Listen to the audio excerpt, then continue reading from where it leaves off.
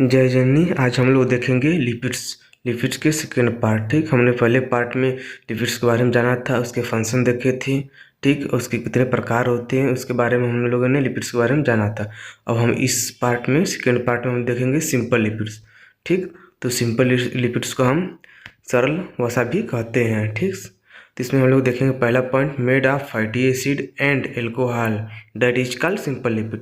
तो वह लिपिड्स जो फैटी एसिड और एल्कोहल से मिलकर के बने होते हैं उसे हम लोग क्या कहते हैं, सिंपल लिपिड्स कहते हैं। सरल लिपिड फैटी एसिड और एल्कोहल से बने लिपिड्स को हम क्या कहते हैं, सिंपल लिपिड्स कहते हैं। उसके बाद दूसरा पॉइंट है, यह two types of simple lipids. Simple lipids दो प्रकार के होते हैं, पहला है ट्राइग्लिसराइड, बी है वैक्स। ठीक, अब हम लोग ट्राइग्लिसराइड को दो भागों में बांटा गया है, ग्लिसरॉल और फैटी एसिड। ग्लिसरॉल और फैटी एसिड मिलकर के क्या बनाते हैं, ट्राइग्लिसराइड। ठीक, उसके बाद हम लोग देखेंगे ए ट्राइग्लिसराइड। तो ट्राइग्लिसराइड क्या होता है, किसे कहते हैं, तो इसमें पहले पॉइंट में दिया हुआ है, triglyceride are a type of fat.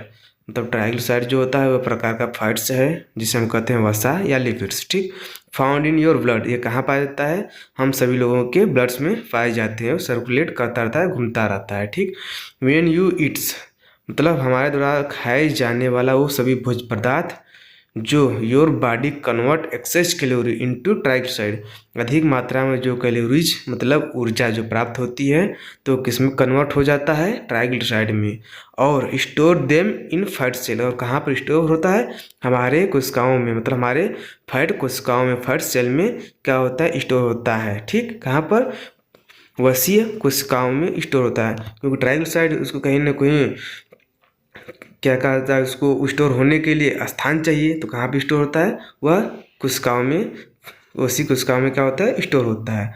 तो आइए हिंदी में देख लेते हैं हम लोग। ट्राइग्लिसराइड एक प्रकार की वसा है जो आपके खून में पाई जाती हैं। जब आप भोजन करते हैं तो आपका शरीर अतिरिक्त कैलोरी को ट्राइग्लिसराइड में बदल कर उन्हें कहाँ पर संग्रहित करता है, वसा कोशिकाओं में संग्रहित करता है। ठीक, उसके बाद हम लोग देखेंगे हाई ट्राइग्लिसराइड। अगला पॉइंट में है हाई ट्राइग्लिसराइड। ठीक, जिसे हम दूसरे नाम से हाइपर ट्राइग्लिसराइडेमिया के नाम से भी जानते हैं, उच्च ट्राइग्लिसराइड। ठीक, जिसे हम कहते हैं हाइपर ट्राइग्लिसराइडेमिया। ठीक, इसमें पहला पॉइंट में दिया हुआ high level of triglyceride can increase your risk of heart disease, stroke and pancreatitis. मतलब जब अधिक मात्रा में ट्राइग्लिसराइड हमारे बॉडी में होते हैं, ब्लड्स में हो जाते हैं, तो क्या खतरा करते हैं, किसका रिस्क बढ़ जाता है, हार्ट अटैक का, स्ट्रोक का और पेनक्रियाटिक्स का। ठीक, इसे हम देखते हैं हिंदी में, उच्च स्तर के ट्राइग्लिसराइड आपके हृदय रोग को, स्ट्रोक और अग्नाशय शोथ, पेनक्रियाटिक के जोखिम को क्या करता है, बढ़ा देता है। ठीक, अब उसके बाद अगला पॉइंट है metabolic syndrome which increase your risk of developing diabetes. The metabolic syndrome जो होता है वह मधुमेह विकसित होने की जोखिम को क्या करता है, वह बढ़ा देता है। ठीक, मेटाबॉलिक सिंड्रोम उपापचय की क्रियाओं को जब गड़बड़ होता है, सिंड्रोम हो जाता है, तो इसमें डायबिटिक्स होने की संभावना बढ़ जाती है। इसके बाद इसमें अगला पॉइंट है हाई एलडीएल कोलेस्ट्रॉल और low HDL cholesterol increase your risk of heart attack. मतलब अधिक मात्रा में लो डेंसिटी लिपोप्रोटीन जो होते हैं, कोलेस्ट्रॉल होते हैं, बढ़ जाते हैं, और एचडीएल अच्छे कोलेस्ट्रॉल जो होते हैं, एचडीएल होते हैं, वो कम हो जाते हैं, तो हार्ट रिस्क का संभावना बढ़ जाती है, स्ट्रोक हो सकता है और अदर डिजीज की संभावना बढ़ जाती है। इसको हिंदी में देखें तो उच्च एलडीएल कोलेस्ट्रॉल या निम्न एचडीएल कोलेस्ट्रॉल आपके हार्ट अटैक, स्ट्रोक और अन्य बीमारियों के जोखिमों को क्या करता है, बढ़ा सकता है।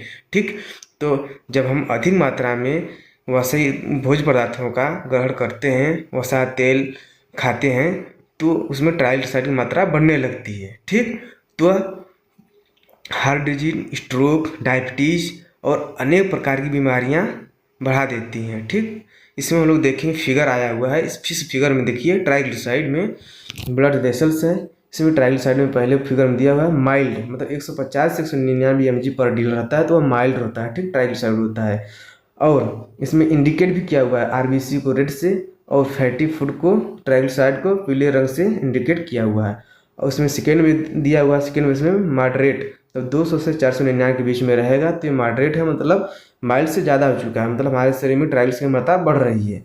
उसका सीवियर कब होता है, जब 500 हो जाता है तो हमारे शरीर में सीवियर हो जाता है। ठीक, उसके बाद इसमें दिया हुआ triglyceride normal range and high levels mg/dl में होता है। तो नॉर्मल रेंज क्या है 150 से क्या होना, कम ही होना चाहिए ट्राइग्लिसराइड।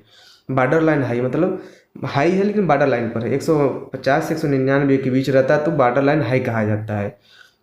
उसके बाद इसमें हाई कम माना जाता है जब 200 से 499 के बीच में रहता है तो हाई हो जाता है, जो ट्राइग्लिसराइड की मात्रा हमारे शरीर में बढ़ जाती है, जिससे हार्ट अटैक की संभावना बढ़ने लगता है। और वेरी हाई मतलब सीवियर केस हो जाता है 500 एबव, तब जब 500 से अधिक होने लगता है तो बहुत ही सीवियर केस हो जाता है। ठीक, उसके बाद हम लोग देखेंगे 2 टाइप्स ऑफ ट्राइग्लिसराइड। ट्राइग्लिसराइड 2 प्रकार के होते हैं, ग्लिसरॉल और फैटी एसिड।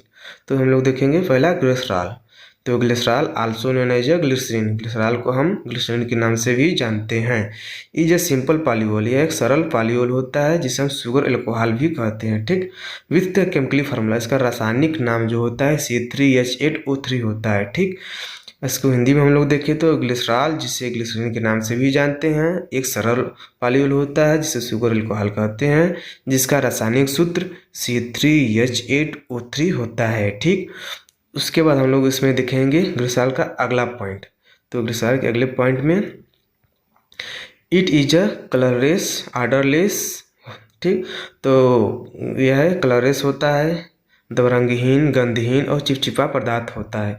और स्वाद में कैसा होता है, स्वीट टेस्ट, मतलब इसका मीठा स्वाद होता है। ठीक, और हाईली सोल्यूबल इन वाटर, और यह क्या होता है, जल में अधिक घुलनशील होते हैं। ठीक, due to its 3 hydroxyl group, मतलब इसमें 3 OH ग्रुप के समूह जुड़े होते हैं। ठीक, अगर हिंदी में देखें तो यह एक रंगहीन, गंधहीन, चिपचिपा तरल है जिसका स्वाद मीठा होता है और अपने 3 हाइड्रोक्सिल समूह के कारण पानी में अत्यधिक क्या होते हैं, घुलनशील होते हैं। ठीक, उसके बाद है अगला point, where is glycerol found, मतलब ये कहाँ पाया जाता है, इन फैट्स एंड ऑयल्स, मतलब वसा और तेल में ग्लिसरॉल पाया जाता है। Glycerol is the backbone of triglyceride, then main type of fat in food and bodies, मतलब ग्लिसरॉल जो होता है वह ट्राइग्लिसराइड का रीढ़ का हड्डी होता है, ट्राइग्लिसराइड के रीढ़ का हड्डी होता है, जिससे हम लोग को चलने फिरने के लिए, उठने बैठने के लिए रीढ़ की हड्डी आवश्यकता होती है। इसीलिए इसे भी ट्राइग्लिसराइड को चलने फिरने के लिए ग्लिसरॉल की बहुत ही आवश्यकता होती है। ठीक, क्योंकि रीढ़ का हड्डी होता है, बैकबोन होता है। तो वसा और तेल में ग्लिसरॉल ट्राइग्लिसराइड का मुख्य ढांचा होता है, जो भोजन और शरीर में वसा का मुख्य प्रकार होता है। ठीक, इसके बाद हम दूसरा देखेंगे फार्मास्यूटिकल एंड मेडिसिन। इसका उपयोग फार्मास्यूटिकल और मेडिसिन बनाने में भी किया जाता है। ठीक, तो फार्मास्यूटिकल और चिकित्सा में त्वचा क्रीम, खांसी की सिरप और सपोजिटरी में उपयोग किया जाता है। ठीक, स्किन क्रीम और खांसी की सिरप बनाने में किया जाता है। ठीक, उसके बाद हम लोग देखेंगे वैक्स, जिसे हम मोम के नाम से भी जानते हैं, जिसे हम मोम भी कहते हैं। इसमें पहला पॉइंट दिया हुआ है, wax are a type of simple lipids composed of long chain fatty acid and long chain alcohol, मतलब यह सिंपल लिपिड्स का एक प्रकार होता है जो long chain of fatty acid और लॉन्ग चेन ऑफ एल्कोहल से मिल करके बने होते हैं। मतलब वैक्स सरल लिपिड्स का एक प्रकार है जो ग्लिसरॉल की बजाय लंबी श्रृंखला वाले फैटी एसिड, मतलब लंबी श्रृंखला वाले फैटी एसिड और लंबी श्रृंखला वाले एल्कोहल से मिल करके बने होते हैं वैक्स। ठीक, मोम जो होते हैं वह लंबी श्रृंखला वाले लॉन्ग चेन वाले फैटी एसिड और लॉन्ग चेन वाले एल्कोहल से मिल करके बने होते हैं। उसके बाद इसमें दूसरा पॉइंट दिया हुआ है, देयर आर हाइड्रोफोबिक, क्या होते हैं, ये हाइड्रोफोबिक होते हैं, अर्थात यह पानी को नहीं सोखते हैं। Making the useful for water proofing and protection in plant and animals, अर्थात यह वाटर प्रूफिंग होते हैं, हमारे लिए बहुत ही यूजफुल होते हैं, तो वाटर प्रूफिंग और प्रोटेक्शन का भी कार्य करते हैं। अर्थात ये हाइड्रोफोबिक होते हैं, यानी ये पानी को नहीं सोखते हैं, जिससे यह पौधों और जानवरों में वाटर प्रूफिंग और सुरक्षा के लिए बहुत ही उपयोगी होते हैं। अर्थात जैसे जो प्रोटेक्शन है करता है, हमारे शरीर को सुरक्षा प्रदान करता है, बाहर बहुत से बारे बैक्टीरिया हैं, एंटीजन है, फॉरेन पार्टिकल है जो हमारे शरीर में इंटर करती हैं और बीमारियां फैलाती हैं। तो जो वैक्स है वो क्या करता है, प्रोटेक्शन का भी कार्य करता है। इस पार्ट में हमने फैटी एसिड को नहीं लिया, क्योंकि फैटी एसिड को हमने लिपिड वाले पार्ट में ही, पहले पार्ट में ही हमने बता दिया था, पढ़ा दिया था। ठीक, तो आप लोग वहाँ पर जाकर के विजिट कर सकते हैं, उस वीडियो को देख सकते हैं। उसके बाद आप लोगों को ये वीडियो अच्छा लगा हो तो लाइक शेयर कमेंट जरूर कीजिएगा। धन्यवाद। जय हिंद।